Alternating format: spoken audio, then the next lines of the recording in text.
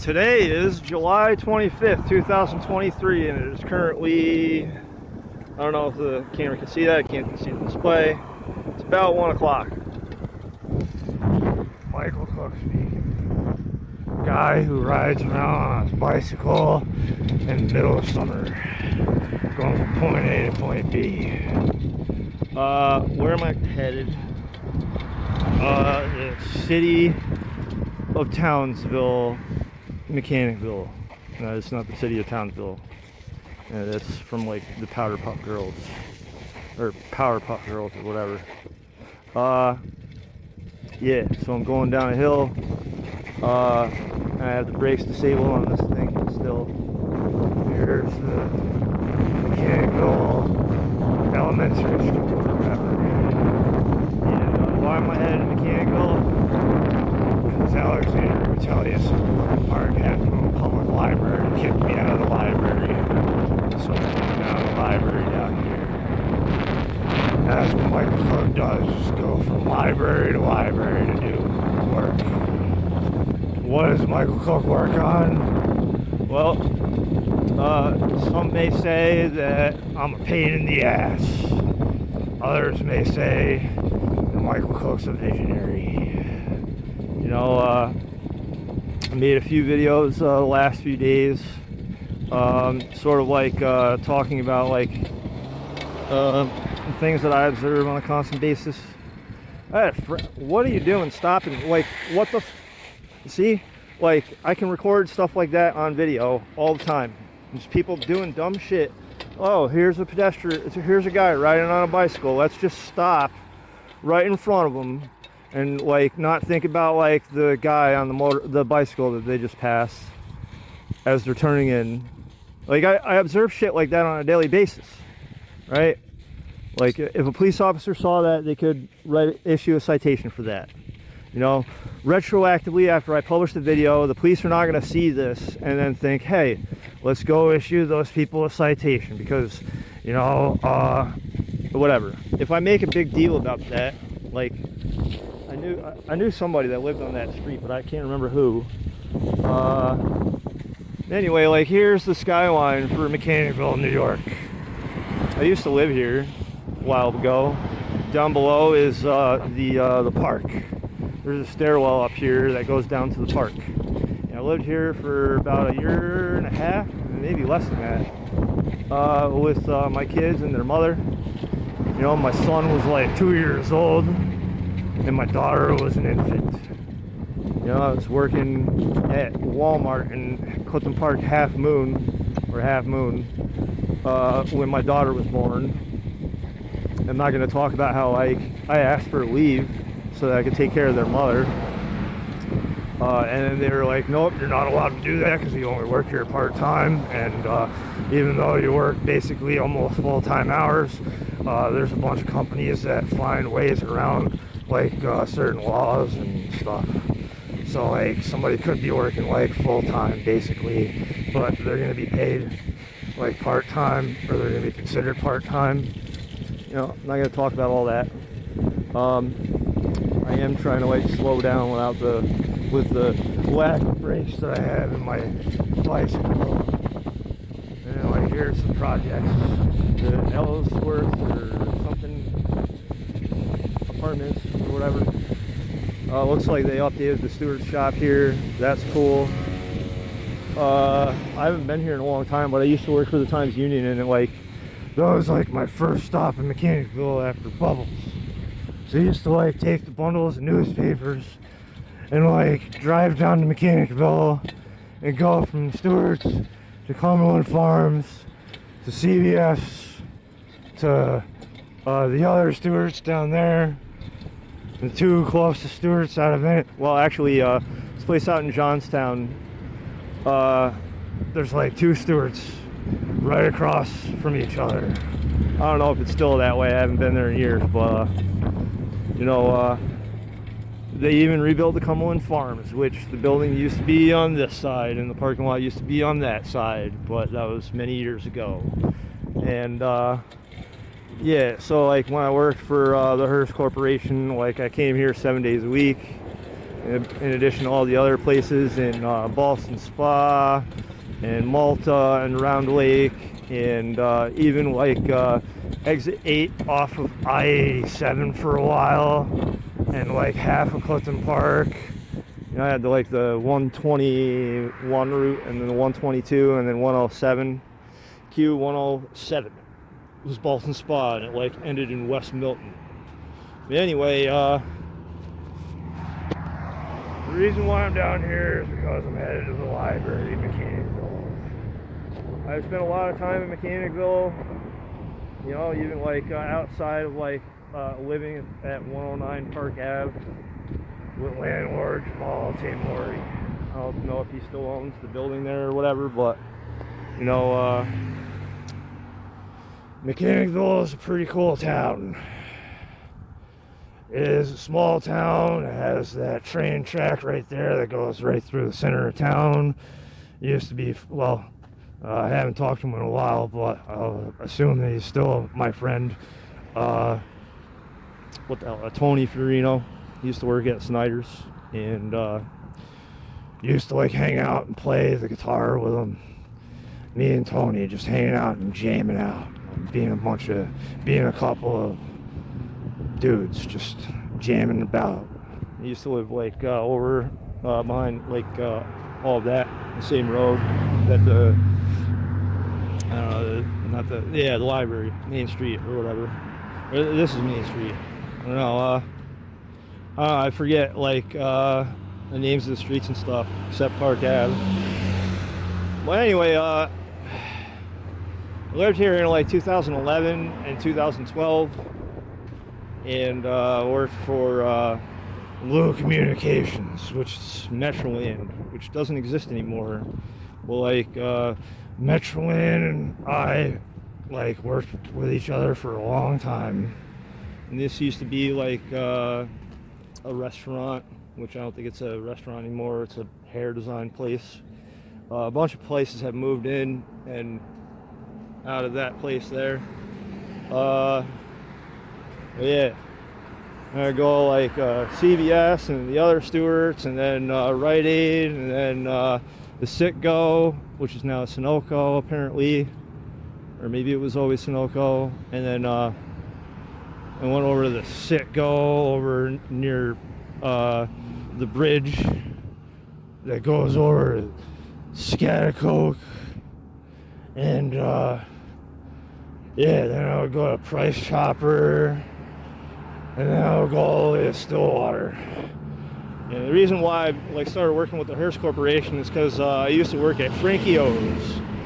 Frankie O's is still there, I think. It's not run by Frank Orlando anymore, but you know, this is what Mechanicsville looks like now. You know, it's like a middle class town. There are a lot of people of the lower class that live here, but there's also plenty of people that live in the upper class, that are in the upper class that live here.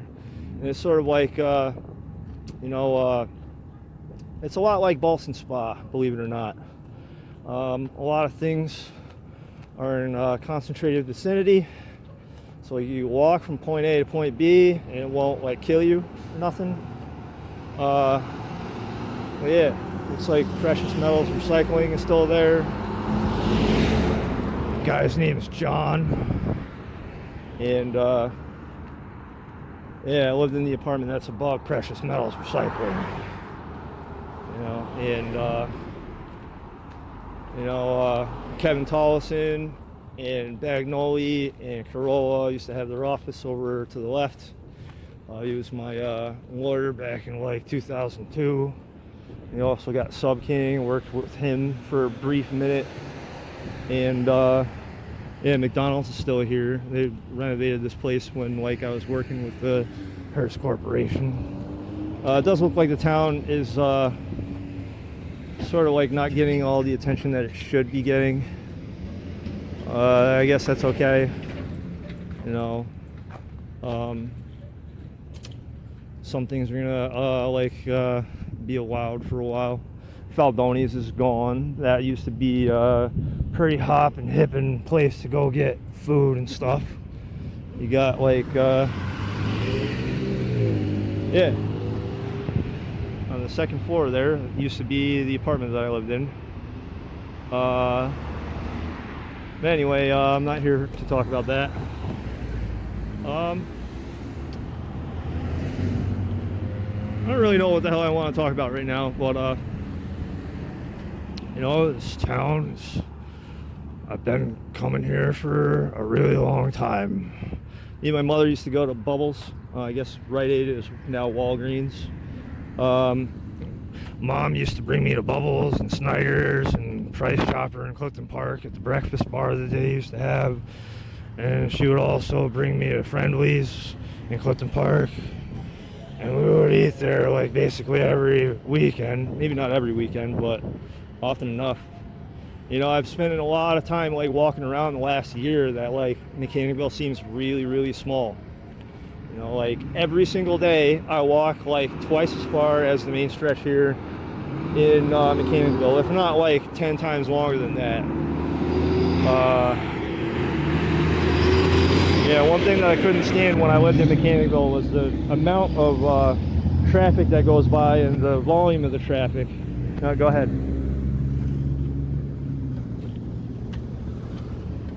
No, that's fine. Go ahead. All right. Well, yeah. Thank you. Yeah, a lot of times people will try to like, you know, give me the right of way or whatever. And all right, thank you. You know, nice guy. What is the point of me talking about all this? Is to document stuff. You know, video is documentation and covering a story. You don't have to have a preconceived conception of the story before you start like recording. You hit the record button. You just sort of like record stuff and then like go about your business and whatever, right? And then like people will say that you have to have a press badge or a press pass. Legends Barbershop still there. You have to have a press pass in order to record stuff. No, you don't. It's part of the First Amendment. Go ahead. And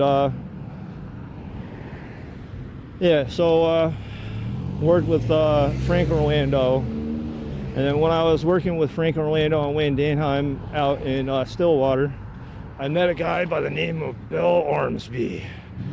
Bill Ormsby is really cool. I haven't talked to Bill in like years. And every once in a while, I talk to him on like Facebook or whatever.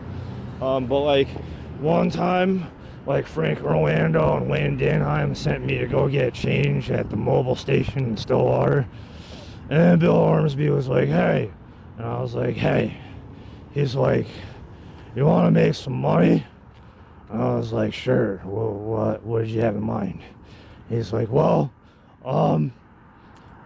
we got this job where I deliver newspapers for the Hearst Corporation. And I was like, oh, really? He's like, yeah. You want to do it or what? And I was like, fine, yeah, I'll do it. And he's like, well, you gotta be awake at like 1 in the morning, and you gotta work till like 5 in the morning, and you gotta deliver the newspapers all about Mechanicville and Stillwater. And I was like, okay.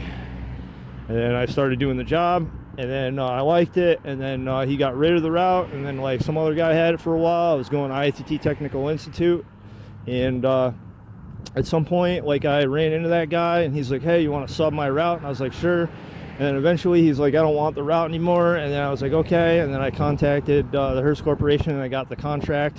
And then I started expanding out from the routes that I had, because I was capable of doing the route like within an hour and a half. You know, the original route, like, that goes through Mechanicville and Stillwater and Malta and like Boston Spa and West Milton. Farthest stop that I had is on the same route as 107, is all the way out in West Milton. And what was cool about my routes was that, like, I didn't have to go back and pick up all the newspapers and like do a separate route. I could load all 3 routes simultaneously, and I would do 3 routes per night for 7 days a week. And that's what I did for the Hearst Corporation. And yeah, so like talking about history and how I wound up working for the Hearst Corporation and how I wound up eventually like working at moving down to Mechanicville and living down here and stuff, right? So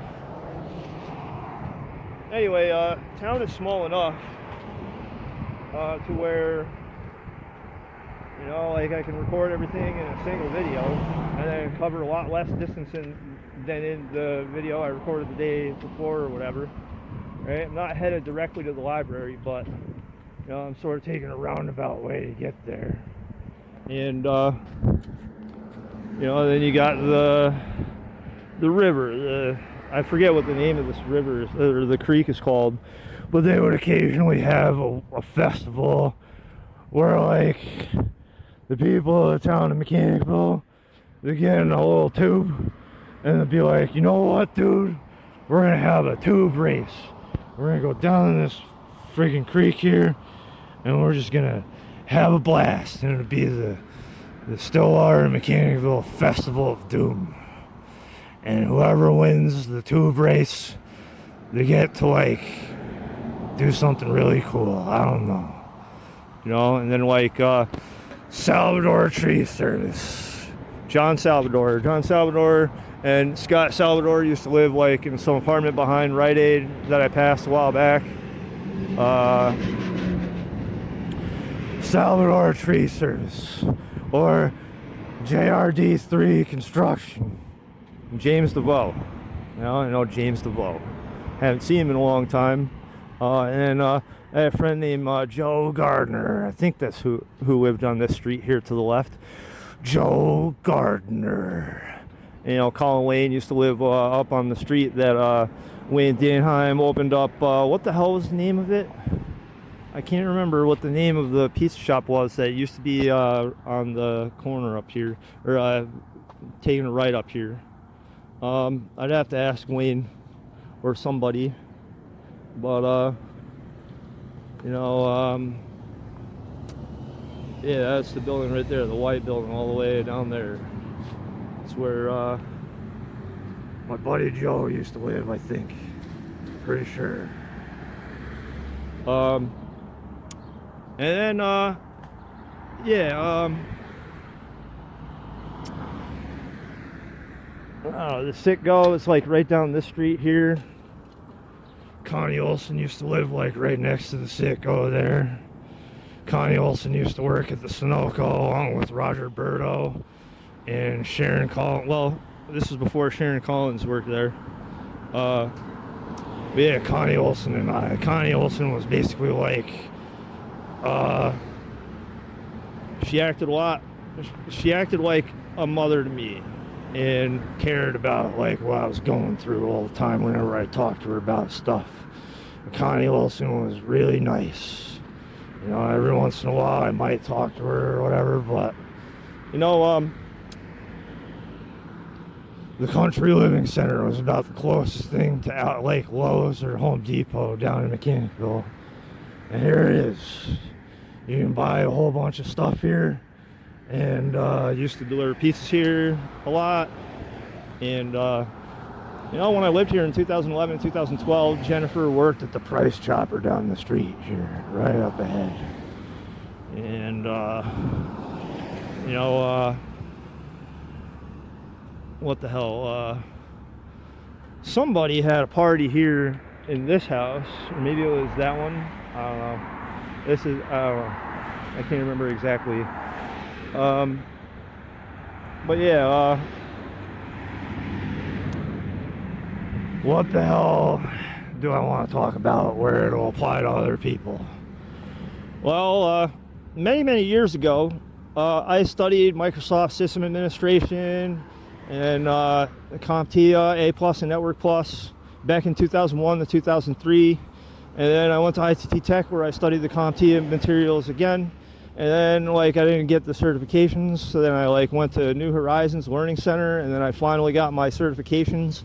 And this whole process was about like I don't know, 8 years or so, 8 or 9 years of me just like sort of like dicking around and not getting my certifications and furthering my career and everything.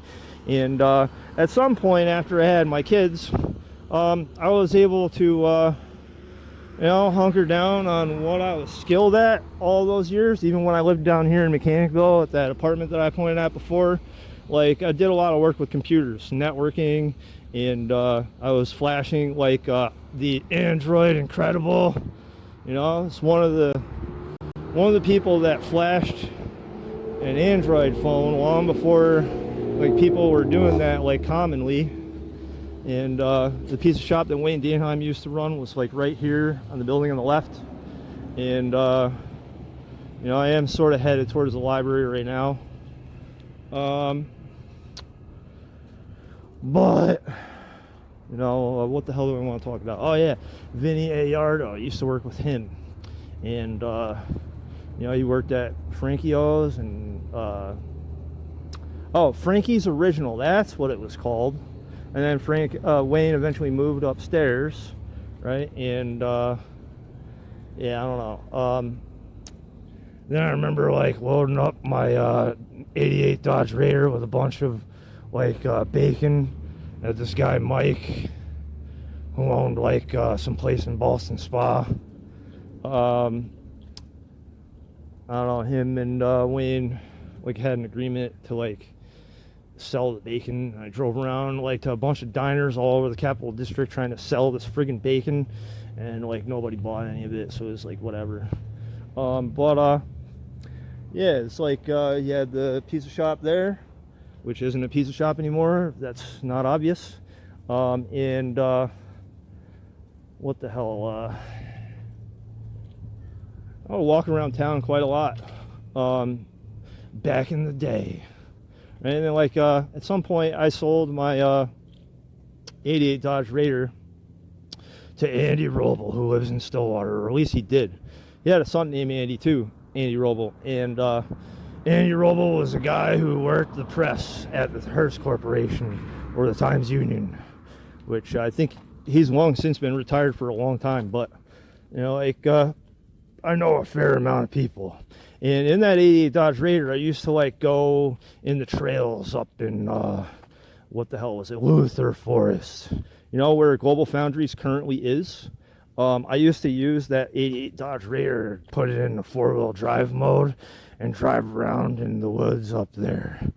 I went with my cousin Tom and my friend Colin sometimes, and sometimes I would get stuck. One time I went like off-roading and I switched in a 4-wheel drive like when I was stuck in the mud, and then I couldn't get out. And then Colin was wicked pissed at me. He's like, I can't believe that you got stuck in your like '88 Dodge Raider. Like, yeah, I know.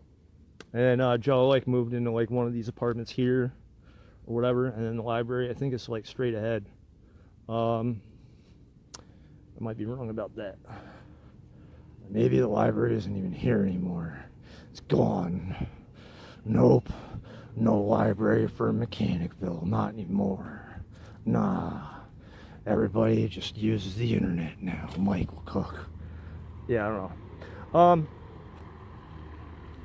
don't know. It's the Senior Citizen Center.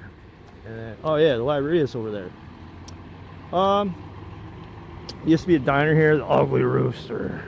This is where one of my boxes was. Every day I would have to get out of my vehicle and change the content of the lockbox. And then, there's nothing now, but it used to be a diner. And up there's the intersection. Why don't I go down to the intersection where the bridge is that goes over across the river, and then sort of get a snapshot of the Mechanicville Police Department, where this current Saratoga County Sheriff Michael Zerlo, headmaster sheriff, where he worked for like 30 years, along with like Sean Lyons, another guy at the Saratoga County Sheriff's, who used to be a coach at my high school. And Coach Lyons was also a customer of Cook's Deli many, many years ago, when my uncle ran 46 State Street in Albany, New York, right down the street from Mayor Jerry Jennings. Also down the street from like Elliot Spitzer's office. And you know, like George Pataki. I would imagine that George Pataki may have had food at my uncle's deli at some point when he was the governor for like 16 years or something like that. But anyway, how does this all relate to what I'm talking about? well, fact is that I'm currently making these videos because, you know, it's a lot more interesting than going and getting a job that's not my field of expertise or anything like that. After all of the hard jobs that I've had, including the Hearst Corporation, where like I used to make like $1,500 a week doing a bunch of jobs for the Hearst Corporation, driving around in my own vehicles and distributing the newspapers, getting paid a lot of money to do that. And like what happens is that a lot of people gloss over like my experience and expertise, and they want me to do what they want me to do. And I don't like that idea because I have a better idea. Why don't I be like a professor, a teacher, and teach people about the things that I'm like proficient at with the computer? And you know, like in our society, like sometimes what happens is the First Amendment is told to fuck off. And you know, like people with a lot less experience or expertise or talent than me, like they have a job somewhere where they're getting paid to do a job that's not up to the standard, my standards. And you know, we live in this dystopia where it doesn't really matter if you have experience. It does matter if you have experience, if you're a likable person and they want to hire you for something. You know, case in point, like at the Infrastructure Corporation, which used to be based down here. Like, let's see if I can get it all in the same video. Me, like, going to a bunch of places. You know, I'm probably not going to go to the Mechanicville Police Department or whatever. But, you know, it's like right up ahead, behind the high rises and stuff. It is sort of in view. And then here's the bridge that goes over to Scaticoke and Deer Run campgrounds I used to go that had a box there. And here's the car wash place. And, yeah, so, sometimes what'll happen is, just getting on the bike again. Sometimes what'll happen is, people get to places for, like, who they know, and that's called, nepotism in some cases. And, you know, like, the world is run by people that what they say goes. Yeah, but that defeats the purpose of a democracy. You know, other people have a right to be heard and to express themselves. And you know, when like they get a chance to say stuff and then people don't take action on the things that they're saying, it's like indifference. That is also anti-democratic. You know, the point of a democracy is that like everybody has a say in how things go. You know, it's not like a totalitarian regime where someone in charge just says something and then everybody has to jump, right? And also like DeCrescenti. DeCrescenti's down here. Used to bring the Metroland there every week. I don't know if they're still there, but DeCrescenti was really big. And here's the library that I'm not gonna go to right this second. I'm gonna continue recording this. What if I went all the way to Stillwater and I like recorded how long it would take me to get there? Well, now I see like a solar farm here. That's cool. That's really cool, actually. More places need to adopt that mentality. That building used to not be there. I guess that's DeCrescenti, the office or whatever. They used to have like the Leonard Skinner. No, it's not Leonard Skinner. The Leonard Bus Company. They would build the buses and stuff over behind this building that I'm passing right now. You know, and at no point whatsoever has anyone referred to the Leonard Bus Company as Leonard Skinner. But I'm sure that'll get some people to chuckle and be like, Never heard that one before. Holy crap, that's actually pretty funny, Michael Cook. And yeah, maybe I'm giving myself too much credit. Maybe nobody's gonna laugh about nothing, dude. Nah, you're not allowed to say nothing to nobody about nothing. And nobody's allowed to laugh about a goddamn thing. Yeah, and then like you got the NYSEG plant up there. She used to like, they had like a hydroelectric project here. It looks like the Leonard Bus Company has been wiped off the map. Not unlike the smokestack that used to be here, that was subjected to a tornado back in 1998.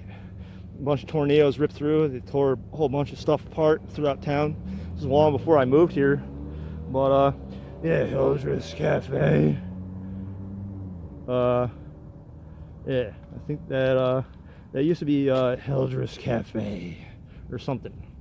And you know, my bike is malfunctioning at the moment, so it's gonna be a bit of a pain in the neck for me to get all the way down to Stillwater.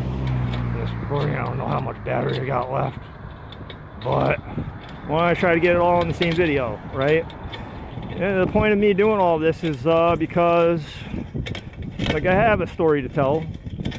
Maybe not necessarily about like what I'm skilled at or what I've done with my life or whatever, but you know, I'm sure someone will appreciate that I'm making the time to, you know, get everything into a video. Used to bring the newspapers to the DeCrescenti Corporation here on the left that's behind this truck every week, right? And then I'm pretty sure that like infrastructure used to be down here somewhere. I don't know exactly where it used to be, but you know, my dad knew Jesse Pickett back in 1989, which was like 3 years before the Infrastructure Corporation even existed. And my dad was killed in 1995, murdered by Zontel Gordon, Clifton Williamson, and Tyrell Crawford. You know, it's just throwing all these factoids into my story. It's going to cause some people to, you know, be more interested in the details and stuff. But I have to try to appeal to more people, not try to personalize everything. You know, accomplishing multiple objectives within the same video. Welcome to Stillwater. You know, it's like the town line. You know, I'm in the town of Stillwater, or almost. I'm almost in the town of Stillwater, and now I'm in the town of Stillwater because I passed a sign and the line that is probably drawn on an overhead map somewhere. There's a NYSEG hydroelectric company place. You know, the people of Mechanicville, to get their power from that. I'm pretty sure like most of that power is most of what goes on in the town here. And yeah, it's a good like 3 miles, I think, to the village of Stillwater. I want to get it all in the same video. This is why I would have to drive down like every night, you know, to drop off like 3 or 4 stops and then head out to like Malta, you know, where Luther Forest is in the tech park. You know, the tech park that Elliot Spitzer like had an involvement in facilitating or orchestrating. And then Andrew Cuomo, Andrew, don't touch me, Grandpa Cuomo, wound up taking credit for like a lot of the work that Spitzer did regarding the tech park. You know, the tech park did take multiple years to like come into fruition and manifest itself, but Elliot Spitzer had a lot to do with that work. And Elliot Spitzer, you know, granted, like what he did to wind up losing his job was disgraceful to some extent. Compare that with Andrew Cuomo. You know, Andrew Cuomo sexually harassed a whole bunch of women, and at no point whatsoever did a judge ever convict him of a crime. Because if you have friends that work as police officers, like Craig Apple or Michael Zerlo, and the crimes are committed in those jurisdictions, then what you can do is you can talk to the most important dude around at the law enforcement agencies and tell them to shut the hell up, and the crime that I committed It's not actually that bad. Not that bad. Yeah, so sometimes that is what happens. They go around saying like It wasn't that bad, dude. You know, could have sexually harassed 12 females instead of 11. You know, you'll never know if I did anything malicious while being the governor of the state of New York. And yeah, it's just all there is to it, dude. You're not allowed to talk badly about a former governor that sexually harassed a whole bunch of females while he was in office. you know, like Brittany Camiso. Did anyone think that Brittany Camiso was like making all that up, or the state trooper, female state trooper, that she was making that up? You know, like it all comes down to this: like who believes who, right? When you make like videos like this, you know, There's a boat there and a whole bunch of stuff on the side of the Mohawk River. or the Hudson River. That's the Hudson River, dude. You know, Anyone wants to try to tell me that's not the Hudson River, I got news for you. It certainly is the Hudson River. And, you know, I don't think a lot of people are going to try to argue with me. Like, if I put everything into a single video, where I talk about, like, my life story and, like, everything that I like studied, everything that I did. and I put it in, like, my YouTube channel, and I talk about a whole bunch of concepts related to, like, psychology and sociology. A lot of people don't realize this, but a lot of the things that I talk about Have to do with sociology.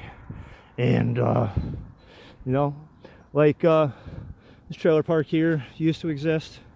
You know, like there are like a few trailers still there, but you know, I don't think if they're still there, there's very little effort gone into You know, relinquishing them from existence.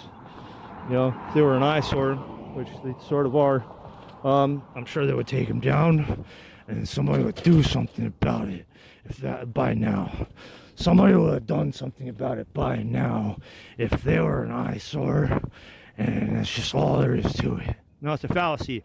When someone says somebody would have done something about it by now if that were the case, That is a fallacy. and that is part of sociology, right? We're talking about like fallacies For holes in people's logic and everything. and you know, this video is bordering like 40 minutes now. I don't know if I'm gonna make it all the way to Stillwater in this particular video if I don't get back on the bike rather soon. But yeah, I mean, like the amount of distance that I cover on foot between here and the Stillwater Village, I do that on a practically daily basis in Clutton Park. But You know, most people, they get in their car and they go from point A to point B, and they might stop at the gas station, the USA gas station in Clifton Park, and they'll talk to the guy that works there. I can't remember his name right now. And the lady that works there, and they'll just talk about a bunch of stuff for a while. And like I've gone to that gas station like for years. I've known that guy for a long time. I also used to work at Venito's Pizza. That is still there for AJ Fozzie. And then I worked at I Love New York Pizza. And actually, I worked at I Love New York Pizza in the Clifton Park Mall first, which it used to be in the mall. In Clifton, that's where I met Wayne Danheim, working with this kid that I went to ITT Tech with. I think his name was Matt. Can't remember his last name. He used to work at this place up at Exit 10 on Pierce Road, like doing something with medical supplies or whatever. And you know, he's like, you should like deliver pizzas and stuff. This was after I got fired from the Cisco Corporation in like July of 2004, I think. And yeah, it's like going to ITT Technical Institute at that time, I think. Well, obviously I was. But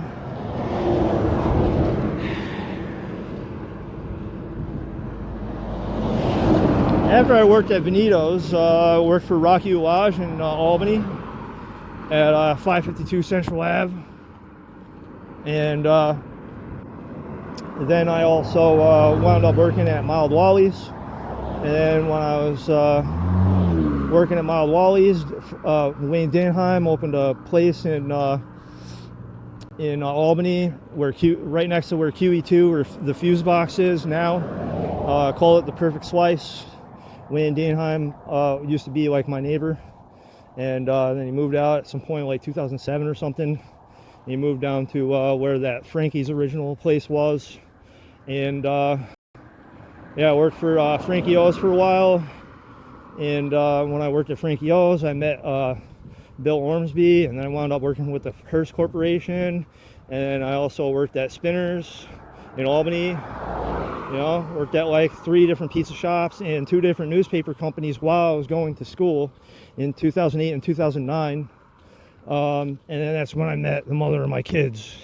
And then at some point, like the Hearst Corporation sold all their contracts to Hamilton News, and then Hamilton News, you know, the guys, like, instead of getting the newspapers at, like, every Stewart's by, like, 5 or 6 a.m. before they would open, well, now they're getting their newspapers at, like, noon or even later. You know, at the same time they would get their, like, magazines and stuff. And, you know, then I wound up working for Infrastructure. And after I worked with Infrastructure, I went back to Metroland for a while. And worked at Walmart for a little bit. Some black dude manager, like, constantly cracked the whip and tried to, like, get me to do more work than the other managers were having me do without giving me, like, a raise or anything like that, which is discrimination. But, you know, Walmart doesn't enforce, like, discrimination by any of their managers. If their managers are generally liked by a majority of people, then they can, like, pick and choose when and where to crack the whip for certain employees. So going from the Hearst Corporation, where I was making $1,500 an hour, or $1,500 a week, working with the likes of Chris Wasikowski, who's like a volunteer firefighter in Malta, going from that job to like working at Walmart, making basically minimum wage and having to work overnights so I could get a $2 differential, and doing a lot more like, I don't want to say Walmart was tough, because it wasn't. Working at Walmart is incredibly easy. There is not a single job at Walmart that is hard, you know. And none of the jobs that the people at Walmart have are difficult. None of the jobs that anybody at Walmart has is difficult. And the reason why Walmart does so well in the stock exchange is because the stock is split so many times, and like, you know, they, like the investors, like they allow like the company to be able to stock so much stuff, and like, even loss prevention, they make money off of the things that they can make bets against how much stuff that they're going to have in loss prevention, and they still make money off of that too. But you'll never hear a lot of people talking about stuff like that because, you know, the masters don't want people to talk about stuff like that. The masters are people that have control of everybody, not unlike the slave masters back in the 1800s, right? Basically the same situation. It's just that the incentive has changed and the dynamics have changed to think that, like, you know, now everybody's like an indentured servant or whatever. But yeah, so I'm getting into a bunch of different topics right now. I eventually got a job working with Computer Answers in Clifton Park. I had history with Pavel Zachenko, the owner of Computer Answers, although like it was brief. And you know, he didn't really know what the hell he was doing when he was running the company. So when I came in and I started like doing really well within my first 3 weeks of working there, people were like, "Oh, you're just lucky that you're working in Clifton Park where they make all the money." Yeah, it wouldn't have mattered what store I went to. I would have made like a lot more money than the other people that were working at these places because I already had a lot of experience, whether it was with sales or the technical expertise or whatever, right? Like if I don't make a video like this where I get everything into the same like story or chronology or whatever, and I know the bike is like making a lot of racket because this thing is getting trashed by the day, and a few of the teeth on the back thing are like broken, so that's why it keeps making that skipping sound. But you know, I'm down in Stillwater. I haven't been here in years, like literally years. And I think like the last time I was in Bennington was sooner than the last time I was here. But yeah, that was back in like 2019. 2019 was the last time I was in Bennington. And I worked at Computer Answers. I applied myself. And in the first 6 months of working there, like I set a sales record at the Clifton Park store for the highest monthly sales records in 3 months in a row. And I wound up getting a job with KeyCorp through Tech Systems, and also filled my contract with KeyCorp and went back to Computer Answers, and then I started applying myself and reviewing a lot of the content that I studied when I was much younger. And you know, I am almost in the village of Stillwater now. Not really almost, but that house that's all the way up ahead, the White House, it's like the final stretch, and then I'm there. And I might not get everything into this video, but you know, stopped like working with pizza shops a real long time ago. Started like applying myself after working at Computer Answers. When I worked at Computer Answers, I would respond to like I would perform business solutions expertise, go to businesses, fix their problems at the business. That would include like businesses like you know, Keystone in what the hell, Colony, or the Radisson Hotel on the Wolf Road, or the Roadway Inn and Suites in Cobleskill, or Precision Periodontics in Clifton Park. A bunch of places that I have like done business solutions expertise. And what I found out when I was doing that job was that people, they will actually try to like scam like a service provider when and where they can. And Precision Periodontics is a perfect case of that, where like this guy Don Lennon used to be the guy that worked with Precision Periodontics, and Clifford Miller, who worked at the Infrastructure Corporation, and he did work with Precision Periodontics. He like cloned their hard drive on the server to an SSD using Samsung Magician software, which basically clones everything on the hard drive to the destination drive. And it carried over some of the problems that were there because Precision Periodontics didn't have like a maintenance guy. You know, they should have had an IT guy on staff that knew what they were doing and how to package all the software and maintain the software that the dentists were using, and they didn't. And that's okay. I don't expect every business out there to like have an IT guy, because having IT staff can be quite expensive. But a lot of times what happens is someone will have a job and they're not really doing it, and what it does is it causes like the person that's next in line to do the work to have to like do a site survey in addition to like a topology map, and you know, logically structure how to get resources from point A to B, primarily like Ethernet cables. I used to drive around with a box of Ethernet cable in my car, and I would crimp the ends with the T568B ends and the RJ45s, and patch them into like you know, switches, like Cisco switches, or I don't know, can't think of the other vendors right now, like HPE or Dell Enterprise, or D-Link. These are all like network switch manufacturers. And HPE is Hewlett Packard Enterprise. And I had a lot of exposure to making warranty calls to HP and Dell when I worked at the Infrastructure Corporation in 2010 and 2011. My job was to call them and to get warranty parts shipped to 5 Enterprise Lane on a rather regular basis, and then install the parts that were shipped to the machines that had trouble, that were cross-shipped by the Adidas Reebok Corporation of North America. And as you can see, I'm wearing an Adidas t-shirt right now. And Adidas shoes. You know, like, not like an Adidas fanboy. I just happen to be wearing, like, see that dude's wearing like a Nike shorts, Nike check mark thing.